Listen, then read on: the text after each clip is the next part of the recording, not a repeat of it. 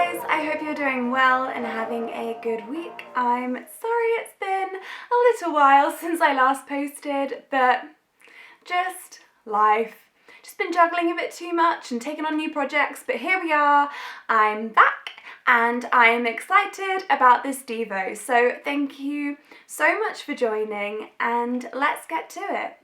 So I wanted to look at waiting seasons, and I feel like in some way we can all relate to this. Like, we are always waiting for something, whether it is a job, a relationship, a baby, a healing, a breakthrough, for a global pandemic to end, to finally go and see a loved one, for clarity for the future, for your coffee in the line in Starbucks. Like, whatever it is, we all have hopes and desires and dreams and words from God. But how do we respond when we feel stuck in the waiting? 2 Peter 3 verses 8 to 9 says, "But you must not forget this one thing, dear friends. A day is like 1,000 years to the Lord, and 1,000 years is like a day. The Lord isn't really being slow about his promise, as some people think. No, he is being patient for your sake. He does not want anyone to be destroyed, but wants everyone to repent." You know, you may know this, and I've had a lot of conversations with friends recently who are all hoping and waiting for something, myself included, but he is being patient for our sake. You know, we don't know what it is that God is protecting us from. Maybe the job that you didn't get is because there is a better one. Maybe the relationship that didn't happen is because it wouldn't have been healthy. Maybe the unclear future is so that you will focus on the present and be obedient to what God wants you to do right now. And maybe your coffee in the line in Starbucks is taking that bit longer because there is someone in the line that God wants you to talk to. You know, no matter how big or small the thing that you are waiting for is, we need to trust his timing and know that the wait is for our sake. And this can be testing, but the test will become a testimony in God's will. Proverbs 3 verses 5 to 6 says, "Trust in the Lord with all your heart. Do not depend on your own understanding.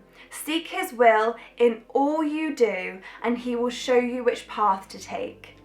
And I know that this is so much easier said than done, but we have to worship him and trust his timing, because it is so easy to miss being in the moment when you're desperately waiting, wanting the present to change, and you're looking to the future.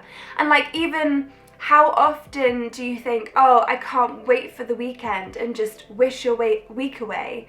I saw this quote that really got me. It said, "Time is not refundable, so use it with intention." You know, our time is precious, so we need to treat it with value. We need to wait patiently, but dream big and use our time productively. I was reading Exodus last week, and Exodus 32 is all about the golden calf. Basically, the people got so impatient waiting for Moses to come back down the mountain with the instructions from God that they decided, hey, let's just make our own God that will lead us. So they made a calf out of gold. And you know, we may read this story and think, they were so silly. Like, why couldn't they wait for Moses? Why did they make a gold calf instead? Like, you know, that's not going to do anything for them. But in life, we may often find ourselves in a season, in a desert, where we're waiting on God to move, tempted to turn to something else. But don't build a golden calf while you wait. It will always leave you empty. Don't turn to things that aren't going to bring you any life. Wait patiently. And it may feel like God isn't moving very fast or moving how we want him to, because I feel like we're in such a fast-paced society where everything is instant, but he is working in you and through you, and it's such a great opportunity to grow and learn and let the test become a testimony. So wait patiently, because impatience is dangerous. It can lead to sin. It can lead to compromise. It can lead you away from God's perfect plan. You will never regret waiting on God, because it will always be the perfect plan and the perfect timing, and that is exciting. We need to be like Noah, who lived a prepared life and waited for the flood despite people thinking he was crazy. We need to be like Joshua, who marched around Jericho because he had a word of the Lord. He didn't know that the walls would fall down. He didn't know what would happen, but he was obedient in the waiting. We need to be like the Levites, who patiently waited for God to speak through Moses in the desert, and be like David, who stepped out in faith when the future looked unsure. And we need to be content. Don't compare your today to someone else's. Proverbs 27:1 says, don't brag about tomorrow, since you don't know what the day will bring. Tomorrow isn't promised. All we have is today. So are we being obedient to God today, or are we spending our today and our time questioning the future, wishing and waiting? And this is not to say don't dream. Definitely dream and definitely prepare. But you're not alone. God is holding your future. So trust him with the small things of today. Proverbs 16:9 says, we can make our plans, but the Lord determines our steps.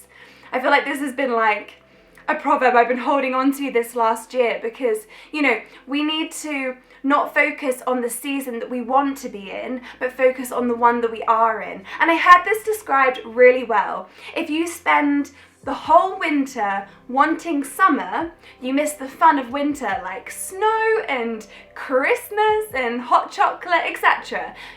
Summer will come, but for the time being, enjoy the winter. So for whatever season of waiting you find yourself in right now, know that God has got you there for your sake. But still feel the invitation to dream and vision and prepare and be hopeful and excited for what is next. Because with God in control, it's going to be even better than we could imagine, think, or plan. So I'm going to finish with one more passage.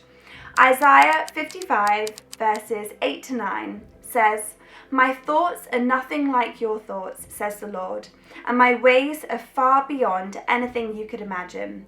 For just as the heavens are higher than the earth, so my ways are higher than your ways, and my thoughts higher than your thoughts. Amen to that. Well, I hope this has encouraged someone today, and I hope this brings some encouragement to whatever season of waiting that you find yourself in right now. So I hope you have a really lovely week. Subscribe so you don't miss the next one, and I will try and not keep you waiting so long for the next one, but I will see you next time. Bye!